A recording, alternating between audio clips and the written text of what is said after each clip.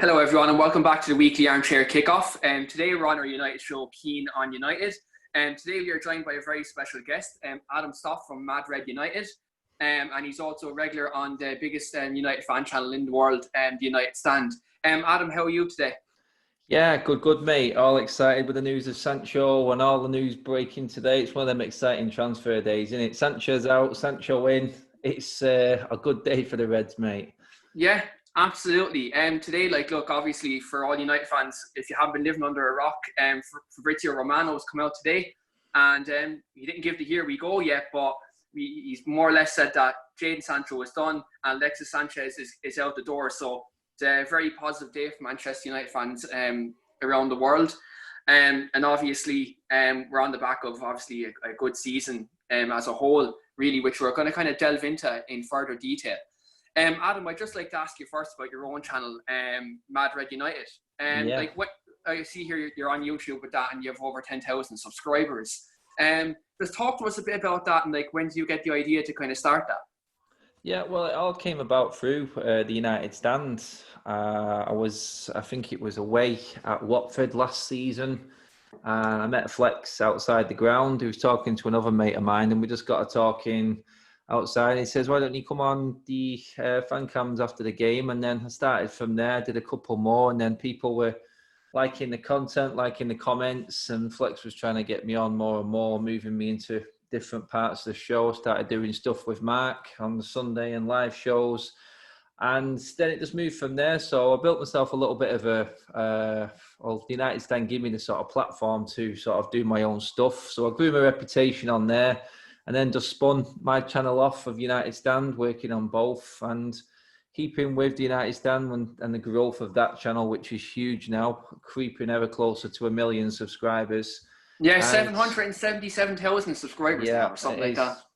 My biggest United YouTube fan channel in the world. So to be part of that and be a regular on that is massive. And I owe all my channels sort of success and start to them for letting me, and like I said, giving me the platform to move on. And now I'm just pushing my channel as much as I can at the same time as doing my work with the United Stand. And you know what, we've had a hell of a ride. It's been interesting. I've had some really good feedback on it.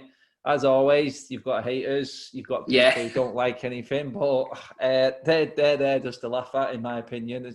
It's no skin off my neck, but the general feedback from the channel has been really good, and it's been mainly positive. And when things are bad, it's not easy to do the work. It really isn't, but it's just been good the last few weeks, actually being a lot more positive with the club moving forward and what we all see now as the right direction. It's just easier to do your work when it is like that, rather than being dull and miserable, because there has been some of them days as well, mate. There really has.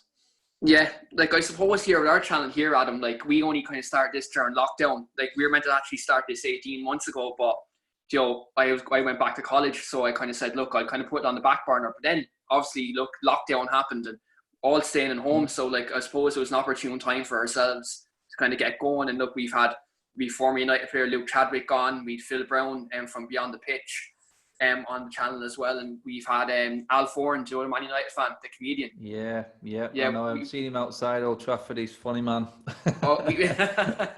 We had him on there a couple of weeks ago, and he was a right laugh. We got a good laugh off him. We had a good chat about United as well, and you know, like I suppose we're only starting up, and look, it's an absolute pleasure to have you on as well, and thanks very much for coming on and taking the time with us this evening. I've got a really big following from Ireland, and a lot of Irish fans. I have a lot of them who do come. When we're actually at the games, and when we was at the games, we get a lot of Irish fans who've come over. There's a lot of them that come over to watch the games who come up and say hello, because they generally know where we stand and do our work. So I've got a big rapport with the Irish fans and the Irish clientele from United, because we have such a strong following. And you know what, the passion is unreal for the club from Ireland. And it's, you know what, we've had some serious legends from them shores playing for us. And you know what, the connection is really, really good. So like I said, you guys are just starting up now. I was in this position at one stage. So I'm all for helping out and getting people's voices heard and doing whatever I can to try and get people out there, because everyone deserves a voice, and we just all can't get on all the time. It's just hard, but whenever we can collab and do anything good to help each other out, we're all for it, mate.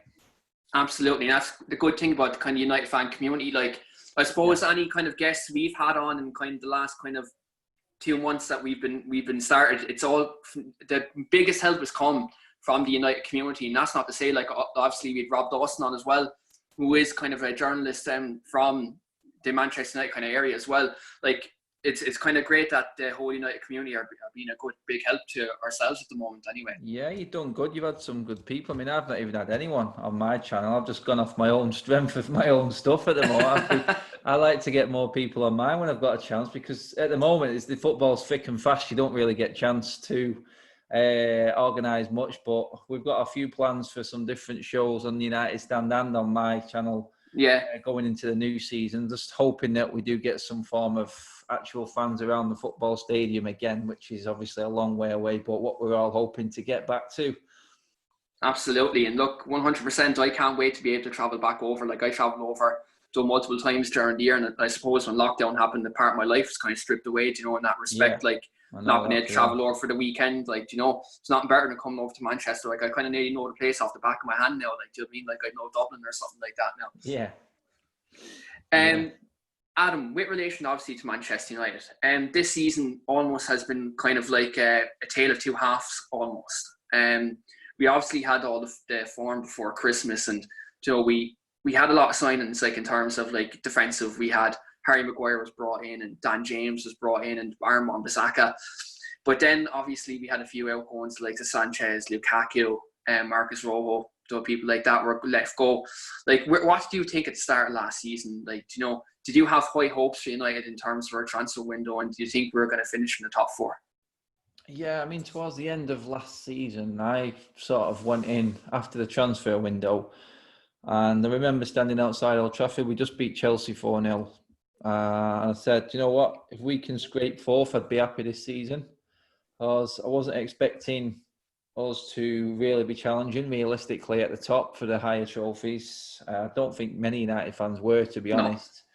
I think if you'd have given me top four at the start of the season, I'd snatch your hand off. And that's why I said, if we can play to our strengths, that we can actually do it. We can get into the top four. And then obviously we sort of looked, early stages of the season, we were horrendous, mate. It was, I mean, I remember doing a fan cam outside Newcastle away, and I said, I was more concerned about relegation than getting to the top four. That's how bad we were playing.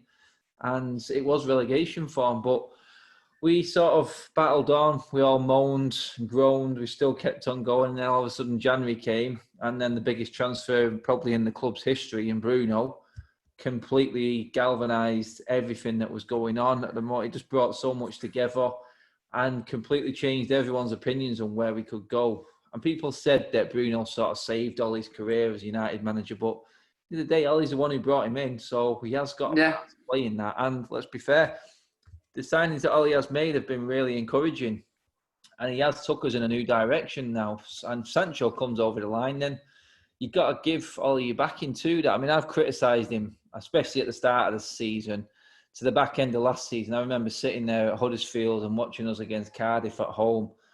I thought it was the end of the world, mate, for this team. I really did. But like you said, the total change around Lukaku, Sanchez, no longer in the team.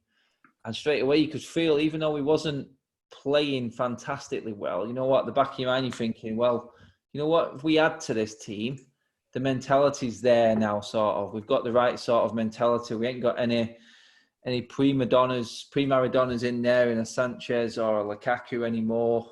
What was going to happen with Pogba, we didn't know. But under Ole, you thought, you know what, Ole's managed him before. Maybe this is one player that Ole can sort of handle. And you know what, if he signs a contract as well, we could be in for one of the most exciting summers that the club's ever seen. So you said it yourself then, mate. A season of two halves completely. First half, I just want to forget it. Second half, we probably we're the best team in the league second half of the season. Yeah, I think the post-lockdown table had us ahead of Liverpool and at the top, like when you look at kind of form.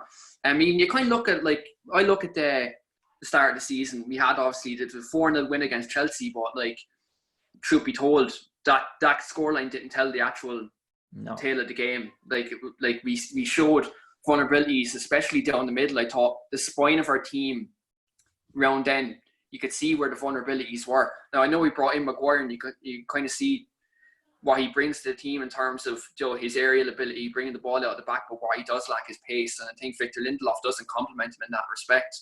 Yeah. But then you look at other results that we had around them, Adam. We had the Crystal Palace loss at home. You mentioned yourself the Newcastle away and the West Ham game away from home. Them games, like, I had my doubts about Ole. I really did. I thought, he's very inexperienced. Maybe he's not quite out for the top level. But then you kind of seen come before January, where we had that week where we beat Manchester City and we beat Tottenham in the same week. And all of a sudden you looked at Ole and looked at the big games. You kind of knew that he kind of tactically, he does have a backup plan. He doesn't seem to be kind of a one-dimensional manager. Yeah, that's it, mate. I mean, I stood many of fan cams on United stands talking the flex, and I'm scratching my head. Just like you said then, you're thinking, where's the plan B? What's all he got in his locker? It just seems to be the one-dimensional football. And if plan A doesn't work, we don't seem to be able to get a win. Every time we went behind, we were thinking, that's it. That's exactly how I felt in every game. And I kept saying it. I felt, when we go behind, it is a case of we cannot get back into the game. We're struggling to get back into a game. If we go in front, plan A is working okay. But it sort of changed when he had more options. I know it's easy to say when you've got better players. You can, obviously, you've got different options and you can change your tactics. You can go at it in a different way. I just feel with the emergence of Brandon Williams, Mason Greenwood, adding Bruno Fernandes, we've got a new captain in Maguire. There's a lot of new stuff going on this season, and a lot we can be positive about.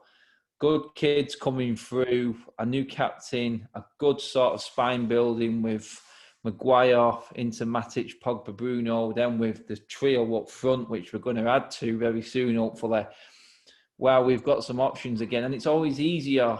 Early on in the season, when we didn't have a Pogba, Matic was nowhere to be seen. Obviously, we didn't have Bruno. We was very, very one-dimensional because we didn't have the creativity in there. And the players up top we knew had potential. We couldn't make anything happen. So we could see the frustrations, and we were all thinking, what's Ole going to do? Well, he's pretty much answered the question in the transfer window.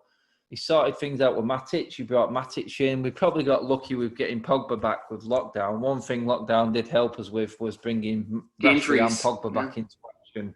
Yeah, so in a way, I said it probably 2 weeks before lockdown, before we came back to Project Restart, lockdown was finished. I said United are going to finish top four easy because I think we've got a first team to compete with anyone. And with a fully fit squad and all this to choose from, I didn't see us not coming in the top four. I was that confident. And that just shows you the difference from early in the season when I'm thinking relegation form to having options to change things and change formation and tactics and go at it in different ways. I didn't see us losing a game, and it proved that way exactly. I remember, I'll clip the video. I know I said it, and I'm going to big myself up for saying it, but I didn't see us losing. I didn't see us anyway coming out with that top four. And that is amazing for me to be saying after what I was saying in the first half of the season. You'll definitely have to clip that and put that up 100%. Yeah, it's there. I've got it. United will make top four easily. I titled the video. I just didn't see us with the teams that we had to play and the players that we have at our disposal against anyone else. It was a case of no fans in the stadium, no pressure. Then it had to be the team with the better players was going to come through in the end because it's the best 11 against the best 11 for everyone. And our 11 is good enough to compete with anyone, I think, definitely in this country. Yeah, definitely. Like in the league, definitely their first 11 is it's really strong. I think one thing I'd like to touch on is Luke Shaw, Adam. How do you think this season, now obviously look on the United stand, he did divide opinion with certain people on the show. But for me, Luke Shaw, I think, is fantastic. He in the last kind of 18 months to 2 years, he's really come on in terms of his quality. Like, what do you think, how like, especially with the emergence of Brandon Williams, how do you rate Luke Shaw this season? I rate Luke Shaw in getting better this season down to Brandon Williams. Competition for places, mate, is what it is all about at this football club. We've always had it. And when players get too comfortable, and average performances are being accepted, then you sort of get into a lull and the performances never really feel like they're going to get any better because these players know they're going to be playing next week. The only reason for me Matic started playing well was because Scott McTominay was coming in ahead of him. Matic thought, I've won everything and I'm just going to start upping my game again now. I've got competition for places. And it worked for Shaw. Shaw was exactly the same, mate. Brandon Williams came in and Shaw went to a new level. He started playing at centre-back in the back five and was prospering to different levels. He looked so comfortable there. There was the derby which showed how far he'd come because Brandon Williams was having a bit of a time against Mahrez. And then he's roasting him, yeah. Shaw moved across and totally pocketed Mahrez. So it shows how far he's come. But I mean, Luke Shaw has always had it for me. I always rated him. He was unlucky with his injuries. The leg break really hampered him. Mourinho destroyed him. But Ollie's put him in there, and you know what? This has been his best season. He has definitely improved. I do feel like that's come on, though, with the help of Brandon Williams, because you're never going to sit back and relax when you've got someone clipping your heels ready to get in that starting lineup. And that's what I think has happened in a few different positions this season. And now Greenwood, you'll probably see do the same for our forward line. Add Sancho to that again. I'm expecting bigger things from our front three now as well. Yeah, absolutely. Adam, one thing I'm just going to come to, obviously with our form when lockdown was lifted, the emergence of Mason Greenwood, he's been absolutely fantastic. And when Lukaku wasn't replaced, I thought at the time, we're leaving ourselves a bit short. We're chancing it. Yeah, we're expecting an 18-year-old to come in and replace 20 goals a season, but Greenwood's come in and he's been absolutely fantastic, especially pre-lockdown. He seemed like he filled himself out because before that he kind of had his physical kind of limitations. But how do you assess Mason Greenwood this season in his breakout year? Yeah, it's good that you touched on his build there before lockdown and then going into Project Restart, because he did, and I know the club did put him on a build-up, a beef-up diet. So he was put on a specific diet to beef out, and he came back like a different animal altogether. I mean, he was good before lockdown in the limited appearances that he had, but after, when we came back, he was a different player altogether. And 17 goals, and you can sort of put the starts that he's had on both hands. You can count them on both hands, which says so much. A lot of his goals have come from sub appearances, and then when we came back, he started playing games and then made himself and played himself into an undroppable position in the team.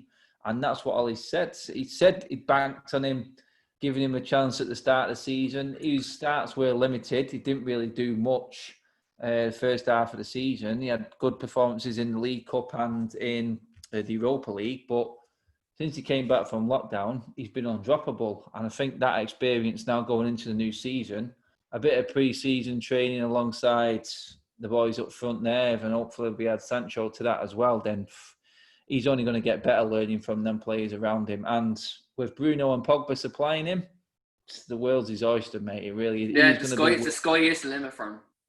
He will be world class. I'll make that statement now. The guy, if you watch that, you've just got to watch him play live and you'll know exactly what everyone's talking about. The fact that you don't know which foot he's going to shoot with is scary enough on its own. I mean, in his youth system at United, I think he had 45 goals in 47 appearances in all youth competition. And that was not just the 23s, that was the 19s as well. You've played two age groups, all of it. And I mean, he scored 2 free kicks in one game, one with either foot in the youth, both from 25 yards. And that's ridiculous. Against Liverpool. So it's like that. He's got so much more to come, and we're already seeing a lot. So the excitement level on Greenwood is, I'd say, probably it's on a par with what Sancho is coming in as well, because Greenwood's only going to get better. And it's right at the moment now, without Sancho, our front three, the best in the league, cost us 50 million, which is credit to the club and the way we. And I'd like to throw something out just to the press there for saying that 50 million was a waste of money for Martial. I hope you're retracting them statements and putting them in the bin somewhere. Yeah, man. He's had his doubters. He's had some poor games, but none of them United players have gone through a season without having poor games. Everyone's had the moment this season when they've been shocking. And you know what? All that matters is the end result. And 22 goals already, him and Rashford. I mean, he's got better goal stats than a lot of the strikers in the league at the moment, but people still want to bring him down because it's the way he carries himself around the pitch. But you know what?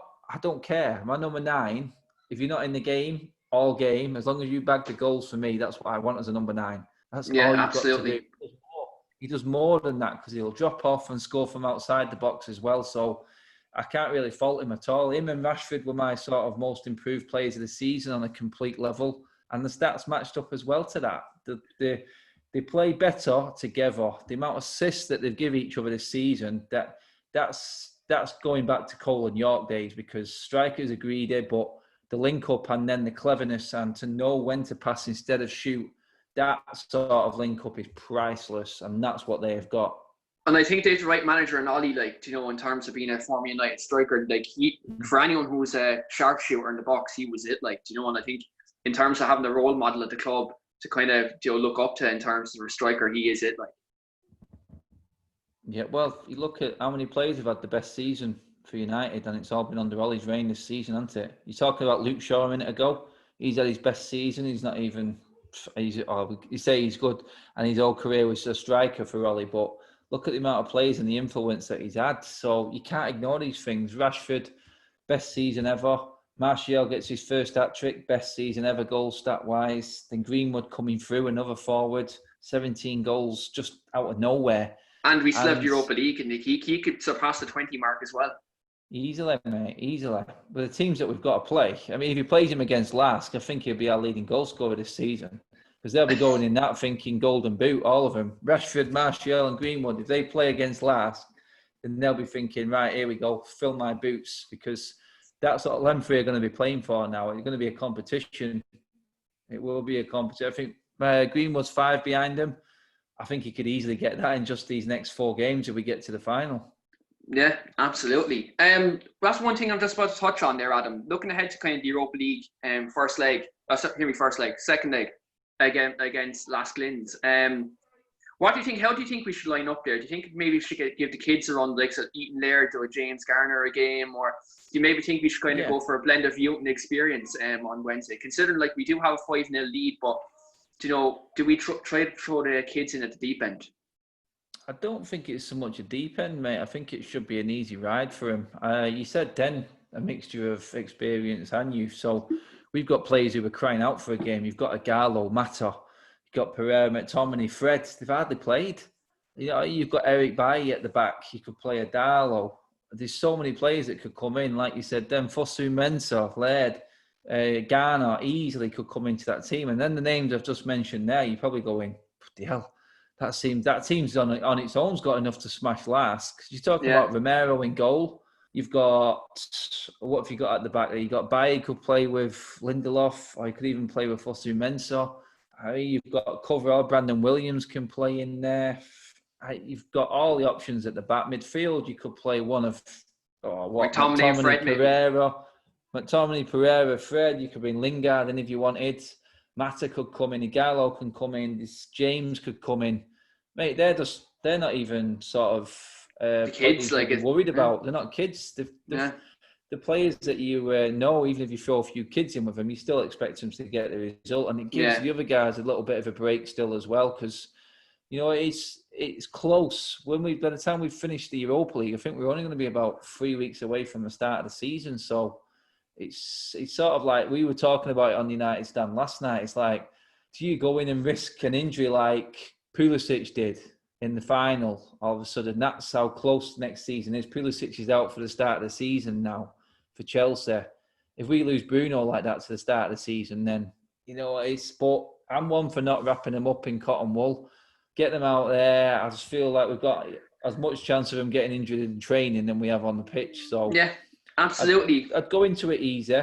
I think even in the next round against Copenhagen, or I think it's Istanbul, yeah, like that. I'd play the same team again. I still think we'd win. Yeah, and even like you look at this like 3-4 week period we have, Adam, with the Europa League. That's almost our free season in a way to kind of keep the players sharp. Like in a way, right? People look at the pros and cons of it. The con of it, I suppose, is increased risk of injury, and we could be going to this new season with a thin squad. But the pro obviously of it is that we can go in with a fully fit squad, a sharp squad, and then when it comes to the first league game of the season, we'll be doing much more match fitting than other teams. Yeah, it's going to be a pressure season, mate, because the winter break's gone now just to squeeze the season in. So they're not going to get any break in the middle of the season either. All competitions are going to be in. So, I mean, I was one for, look, the players have just had 3 months off from anything. They've not even kicked a ball in anger. That's how much break they've got. There's your rest. Every single player should be raring to go. I think another week or 2 rest like they've just had is more than enough for them. And I think, like you said, now it's like get your playing caps back on again. Pre-season is this, but while we're at it, you know what? Let's go and win a trophy and get ourselves in the Super Cup as well. Because let's not forget, according to Liverpool, the Super Cup is a very, very important trophy. So yeah, apparently they've won the quadruple or something like that. It's absolutely ridiculous. That's it, mate. Yeah, I think some of them Liverpool fans. Yeah, you're going to be playing in the big games. This is where United belong. We belong in finals and big competitions against the best. We're back in the Champions League. We're signing the right players. And you know what? The games against Real Madrid and Barcelona will come back again. Bayern Munich, they're the games that we want to be watching. That's when you're thinking you're getting value for money, not in the Europa League, not scraping around the Carling Cup and the FA Cup like the other teams are. I mean, no disrespect to the FA Cup. The big prize is the Champions League and the Premier League, and that's what United should be going for. So I think it's building up, get a trophy under our belts for Ole, his first one, take that pressure off him, and let's just start building, closing the gap on Liverpool and City, because that's more important next season for me now. Yeah, absolutely. Adam, I'm just going to come to one thing with regards to next season. Like, where do you think we need to kind of strengthen to kind of mount a more serious challenge towards, obviously, the Liverpools and the Manchester Cities one? Yeah, well, the Sancho deal's a given for me. I've always said we need that right-hand side strengthening. We've never had a natural right-hand side player. Even though Greenwood is good there, I think he's better down the middle. I feel like holding midfield is crucial for us because I don't like Fred and McTominay trying to do it. I wouldn't say capable. I think they're okay replacements for Matic, but Matic is the only holding midfielder that we've got in the club. Only specialist. I do feel we need that. Yeah, that's it. We need that specialist buy. We've got the right-hand side if we get Sancho over the line. But I feel like that holding midfielder, someone in that role who does that role is massive. I mean, you've seen the players that have done that role before, the Makalelis, the Kantes, Ndidis, these sort of players who just love to do that destroyer role and get the ball rolling from the defence and give it to the playmakers in midfield. That is a massive, massive part. And to only have Matic, I just don't feel as confident with a Fred or McTominay there. I'm not saying that they're not good enough. They're good enough to be in the squad, but they wouldn't start a game for me. They're not on that level. And we've seen the level that Matic, McTominay and Bruno are. Matic, Pogba and Bruno are. That's the level that we need to be keeping at. And we need to make sure we've got cover, especially in them areas. Defensively, I hear what people are saying. We probably do need another centre-back, but if I'm being prioritising, the holding midfield and the forward has to be priority for me. It's where I think we come short if we lose a key player more. Lose Matic or lose a Martial or a Rashford, then it's not the same team. Whereas defence, we were 3 goals behind Liverpool this season in conceding, and they won the league by a canter. So it's not the end of the world. We're not defensively horrendous. I think the defensive structure will come in time. I think this summer, definitely what we're doing already, it's definitely moving in the right direction with the forward and the holding midfielder if we can get that over the line. You know what? Some people will say we need another striker even after Sancho because the Gallo's leaving in January. So it's like that. Do we need a specialist striker coming in? You just don't know really. But I think with the forward line of Greenwood, Martial, Rashford and Sancho, we've got enough in there to see us through with a Gallo until January. But Matic goes, I just don't feel as confident with the likes of McTominay and Fred on the ball coming out of defence. They have got a role to play, don't get me wrong, but that is a squad role. I see them as like the Nicky Butts, Phil Neville style players, which are crucial. If you want to be winning leagues and Champions League, you need them players and they need to understand their role. But if you want to get in that United team now, you have to be next level. And that's the standard we've set now. That's why Greenwood can't be dropped. And that's why Pogba and Bruno can't be dropped, or Matic at the moment. Even though Matic has had wobbly games like everyone, you still need to be at that level to play and start the game. So that's where the investment needs to come for me. That next specialist buy. We can't get them all in the summer. I'd go with them two and I'd be happy, mate. And kind of one player that we've talked about in this podcast a couple of times is Declan Rice. Now, obviously, he has the Irish connection as well. Would you take Declan Rice if he was offered to us? It's funny you talk about that Irish connection there, because I have Owen from the fan cams on my Sunday shows, and he hates the guy because of what he did, changing allegiance from Ireland to England. And you know what? You can't really fault the guy's form, though, can you? No, especially coming back after lockdown, he has been outstanding. And it is a shout. I just feel like now that West Ham have stayed up, maybe Declan Rice will be priced completely out of the market. Same with Grealish. Ake. Ake, 41 million for a relegated player. Villa are going to look at that and go, Grealish has got to be worth double of him then. So what's Declan Rice worth? 60, 70? And we're not going to pay that. We're not going to pay, especially having forked out what we are going to do for Sancho. I just don't see. Declan Rice probably would do a job for United, but I don't see it happening simply because of that pricing. I think now that he stayed back, that West Ham have stayed in the league. Yeah, absolutely. And like you look at what you just touched on there, like Bournemouth, they charge 41 million to City for Nathan Ake. I suppose they're trying to recoup that money for Dominic Solanke and Jordan Ibe. Between the two of them, they cost them 40 million. That's it. It's just like that, mate. And if you get rid of Callum Wilson, which I can't see Callum Wilson staying at Bournemouth now, I think then they probably set themselves up financially secure again, dropping down with the parachute payments. I think they'll be set. New manager coming in with Eddie Howe leaving. Bournemouth have seen the chance, they've taken it and secured themselves. Which you can't blame them for. But I think City deliberately paid what they did without even haggling, just to inflate the market to try and hit the competitors, because I think they're the ones who are probably looking at the future saying, you know what, we just lost a complete spine of Company, Fernandinho, David Silva and Aguero near enough pretty much, and that isn't available in the market to replace right now. It's not there, it doesn't exist. So I think they're just trying to stop everyone else getting better while they try and recover. I think it's a ploy. I think that's what they've done tactically in the market. Yeah, absolutely. Adam, being a season ticket holder at United, you've been to many games, like countless games. If you had to pick one, what would be your favourite memory at Old Trafford at a game? Oh, going back the whole time? Well, you can go kind of either before Ferguson left, or I suppose you probably won't want to look back fondly in the last 7 years, really. Oh, after Ferguson, the best game. Oh, there has been a few, to be honest. I mean, there's been a few good ones against Liverpool, and we've beat them a few times. I think the game against City just gone, the last one that we was all at, the 2-0 with McTominay, that was a brilliant atmosphere. That I give that one my home game of the season this season. Yeah, but I think even under Van Gaal, the 4-2 against City, that was really a good game. Yeah, and Smalling. So I think Fellaini, Smalling, Young. Wow, we had some. Can you imagine them lot in our team now? Scary what it used to be like. And that day we were absolutely buzzing, thinking we'd turn the corner with Van Gaal, but we were totally wrong with that one as well. But it's hard to pick one game. I'd definitely go one of the City ones, one of them two though. Definitely.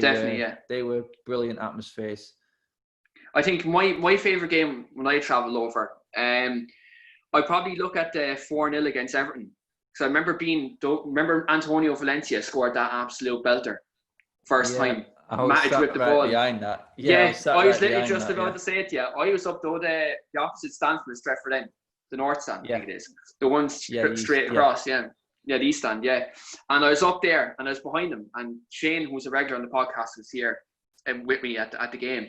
And I hear we shout, shoot. Next minute, it flies into the top corner. And we were like, oh my God, like that was unbelievable.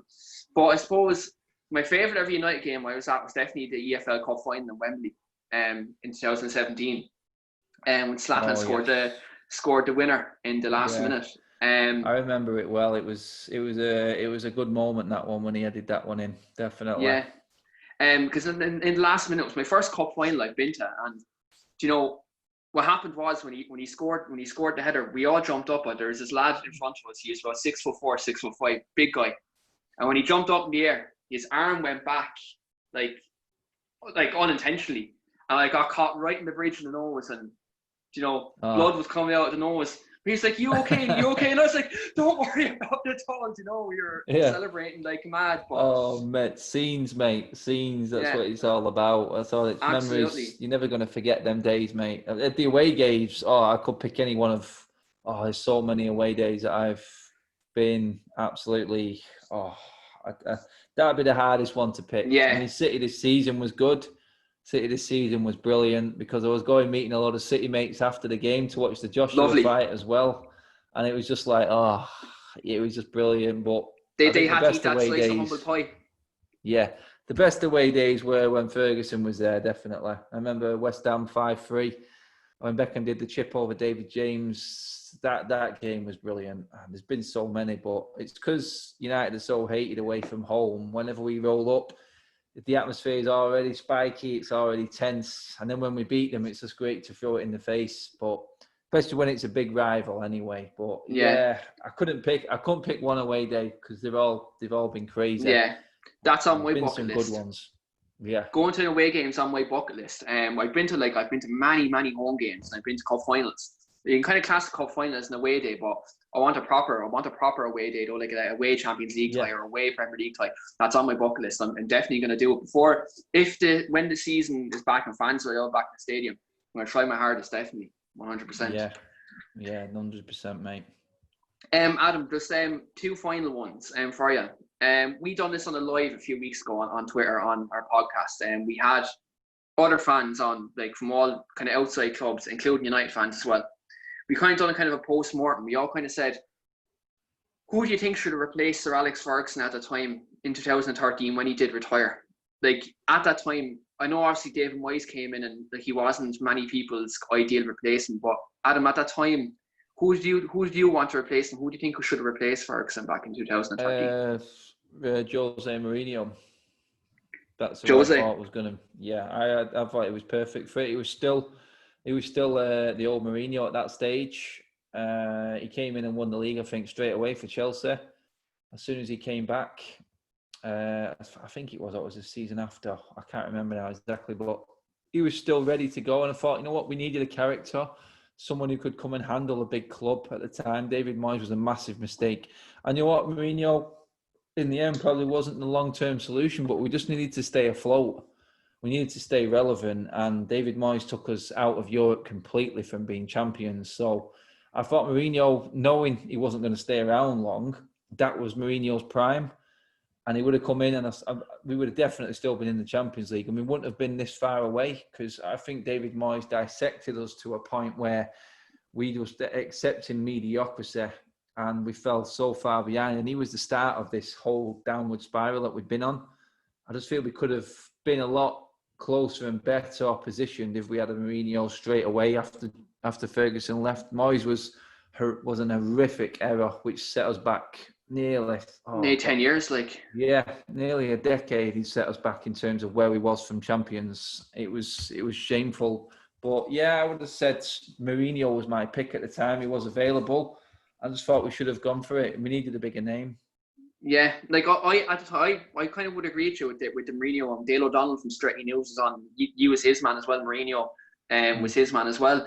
At the time, well, to be honest, I thought Pep Guardiola was the man. I remember it back in 2013. Ferguson did meet him for dinner, and Pep didn't know that Ferguson was formally offering him the job, kind of back that time. And I thought like Pep at his peak, that then couple of years, 3 year spell with Barcelona, he was absolutely fantastic. And you look at the style of football. Like his principles, in terms of Manchester United and attacking football, he was the man for me. He's the reason we didn't have more European Cups, because no one would beat that Barcelona team. It's one of the best teams that we've seen in decades and decades. That was just unbelievable. It was frightening, that Barcelona team. And Pep was the reason why Ferguson didn't have 2 more European Cups. It was as simple as that. Yeah, absolutely. Look, like, he's doing a good job with City at the moment, but like I'm not going to big that up anyway because you know yourself, not at all. Finally, Adam, just one final one for you. In terms of next season, where do you think is a realistic kind of expectation we can have? I'm expecting next season, I think, a good run to maybe quarterfinals of the Champions League, possibly semis. And I think a comfortable 3rd position. I wouldn't expect Liverpool and City to drop off enough for us to be challenging, but I do expect us to close that gap to at least the single point mark. So to be in and around and within single points, not these stupid margins now, 30 odd points, 15 off City or whatever it was. I expect to be very, very close to them too. And then I feel like the season after is probably when we should be pushing a little bit more for the league, because I can't see City or Liverpool getting stronger than what they are now. That's how I see it. I don't see them having the replacements for the quality that they've got now that are obviously not going to be as good in 2 years' time, especially City. I don't see them. I feel like Sane will be a miss for him.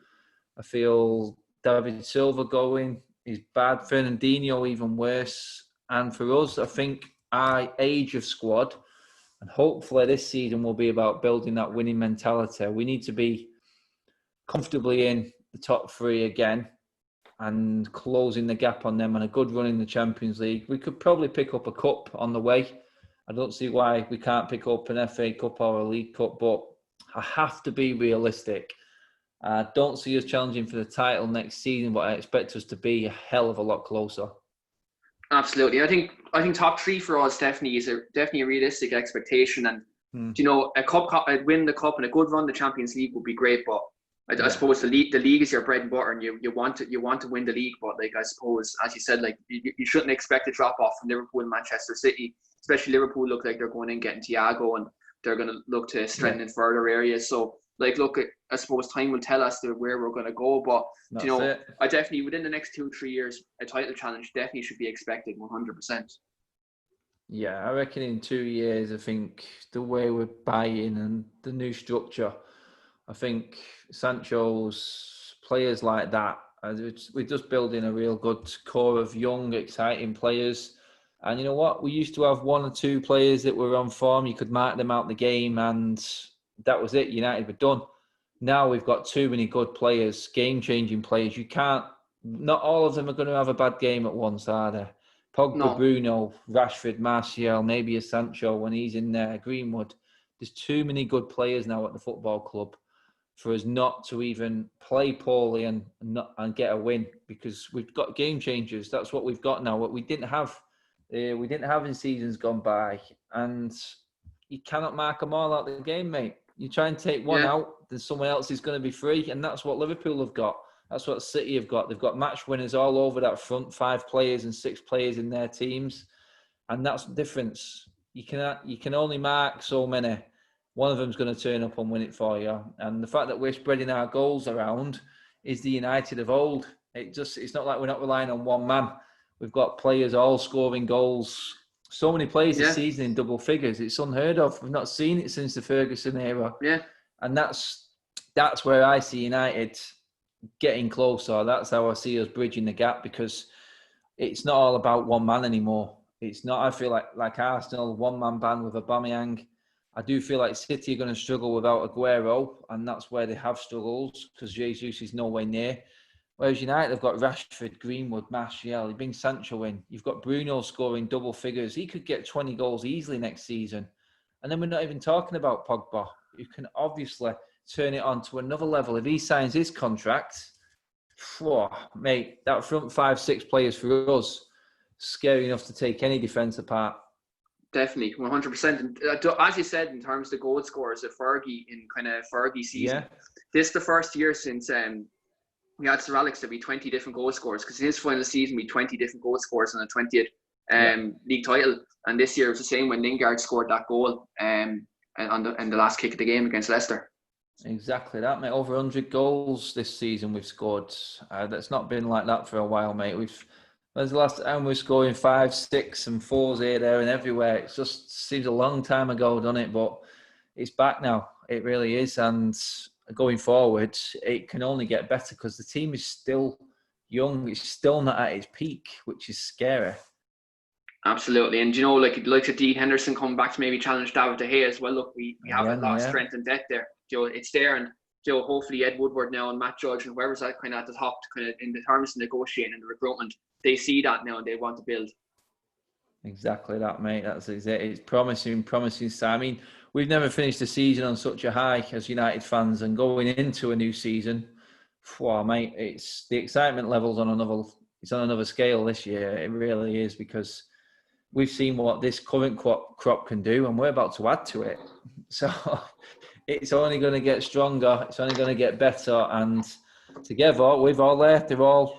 It's all a learning curve together as a team and a manager. All he's learning on the go, and the players are growing with him. And as long as he's got them players on side, need to be 100% behind him. Otherwise, it won't work.